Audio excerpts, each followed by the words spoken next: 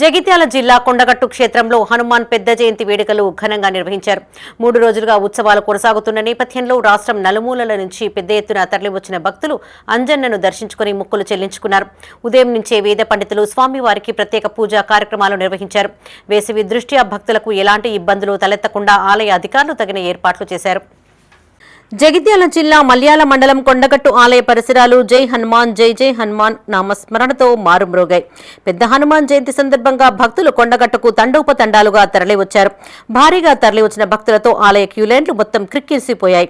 స్వామివారి దర్శనానికి 4 గంటల సమయం పడుతూ ఉండగా భక్తులకు ఎలాంటి ఇబ్బందులు కలగకుండా ఆలయ అధికారులు ఎప్పటికప్పుడు ఏర్పాట్లను పర్యవేక్షించారు. కళ్యాణకట్ట, ప్రసాదం కౌంటర్లు, కోనేరు, మాల విరమణ మండపం ఎక్కడ చూసినా అంజన్న భక్తులతో క్రిక్కిరిసిపోయింది. 3 రోజుల పాటు జరిగే ఉత్సవాలకు నేడు చివరి రోజు కాగా ఆలయంలో రద్దీ మరో 3 రోజుల పాటు కొనసాగవచ్చని అధికారులు అంచనా వేస్తున్నారు.